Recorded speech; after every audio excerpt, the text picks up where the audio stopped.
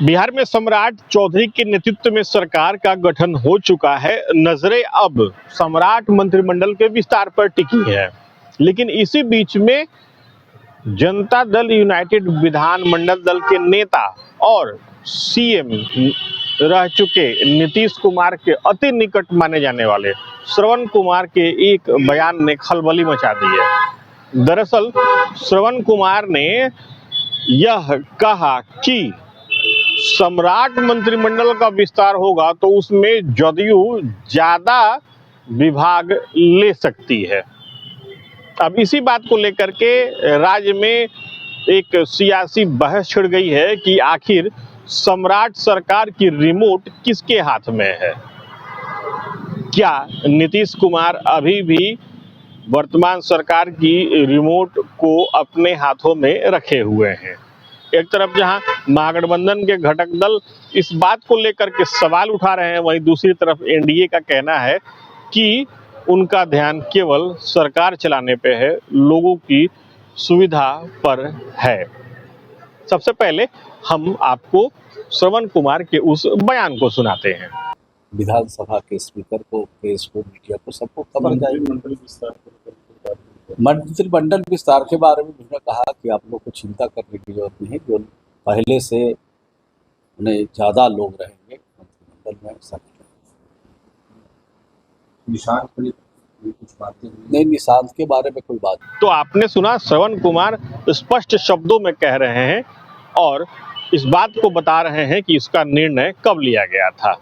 अब इसी बात को लेकर के महागठबंधन और एनडीए के घटक दल आमने सामने भिड़ गए हैं। बीजेपी क्या कह रही है, आप बीजेपी नेता के शब्दों में सुनिए। आदरणीय नीतीश कुमार जी के नेतृत्व में जब बिहार जंगल राज से बाहर निकला, तब से लेकर आज तक एनडीए का एकमात्र उद्देश्य जनता के लिए काम करना है, अंतिम पायदान पे बैठे हुए व्यक्ति को सशक्त करना है। भारतीय जनता पार्टी का सदैव उद्देश्य अंत्योदय रहा।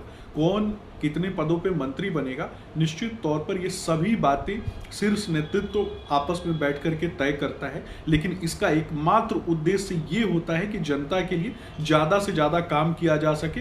बिहार की जनता ने जो हम पर भरोसा जताया है, निश्चित तौर पर उस भरोसे पर हम खरे उतरे।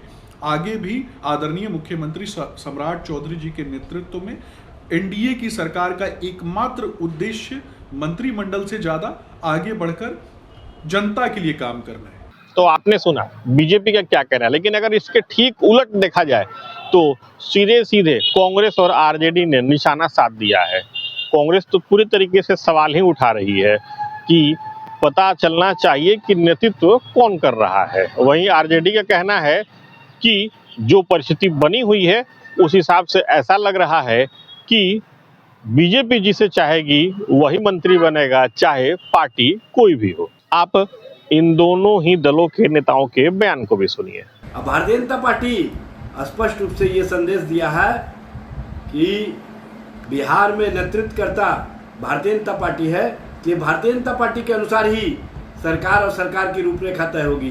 कैबिनेट में कौन मंत्री बनेंगे नहीं बनेंगे, जनता दल अपने कोटे के मंत्रियों का नाम जरूर दे सकते हैं, लेकिन जनता दल नेताओं को भी पता है कि जब 3 महीने के अंदर नीतीश कुमार जी के नेतृत्व को भारतीय जनता पार्टी ने फिनिश कर दिया, भूंजा पार्टी को माध्यम बना करके, तो आने वाले समय में बिहार कैबिनेट का जो स्वरूप होगा वो भी भारतीय जनता पार्टी के अनुसार ही होगा।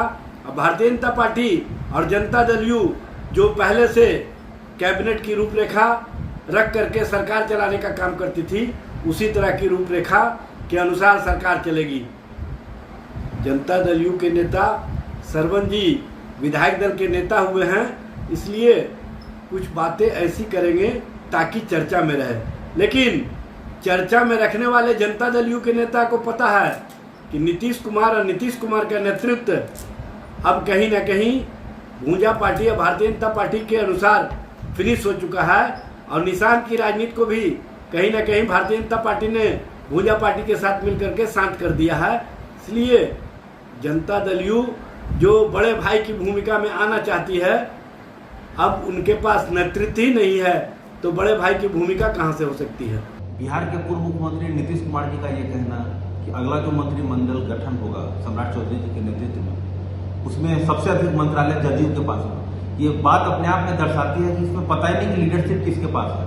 यदि मुख्यमंत्री सम्राट चौधरी हैं तो कायदे से नियम के अनुसार उनके हिसाब का मंत्रिमंडल होना चाहिए कि वो किन लोग को मंत्री बनाना चाहता है। अब तो ये बात जनता के सामने खुल के पता लग गया है कि इन दोनों पार्टी में आपस में समन्वय ही नहीं है। बाहर में चाहे ये जितने भी ढोंग बजा लें कि जदयू और भाजपा बहुत मिला हुआ है, जदयू और भाजपा में बहुत कोऑर्डिनेशन है, लेकिन नेताओं के बयान से ही अपने आप में ये बात क्लियर कट सामने आती है कि इनमें बहुत मतभेद है और सब जानते हैं कि कुछ दिनों के बाद ही ये जो टूट है ये और ज्यादा खुल के सामने आएगा। तो आपने सुना किस तरीके से एक बयान के बाद से राजनीति की खेमेबाजी का दौर फिर से शुरू हो गया है।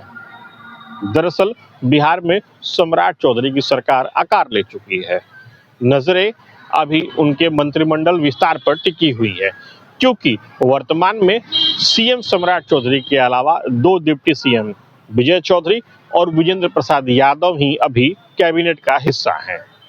ऐसे में बड़ा सवाल ये उठता है कि अब जबकि जदयू की तरफ से ये कह दिया गया है कि ज्यादा मंत्री पद लेंगे, तो फिर एनडीए अपने बाकी साथियों को कैसे मनाएगा, क्योंकि एनडीए में बीजेपी जदयू के अलावा लोक जनशक्ति पार्टी रामविलास, राष्ट्रीय लोक मोर्चा और हम पार्टी भी है।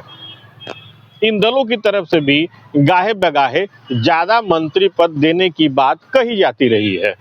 ऐसे में अब ये देखना दिलचस्प होगा कि अगर जदयू ज्यादा मंत्री बनाती है तो सबसे ज्यादा किसके ऊपर प्रेशर पड़ेगा, क्योंकि अगर जदयू ज्यादा मंत्रियों की संख्या को रखेगी तो बीजेपी को अपने मंत्रियों की संख्या कम करनी होगी, क्योंकि बीजेपी गठबंधन के अन्य साथियों को शायद ही नाराज करे। अब ऐसा बताया जा रहा है कि अगले चंद दिनों में सम्राट मंत्रिमंडल का विस्तार हो सकता है। पूरी तस्वीर उसी वक्त साफ होगी जब ये सामने आएगा कि किस पार्टी से कितने मंत्री बन रहे हैं। Suhit Kumar, TV9 digital, Patna.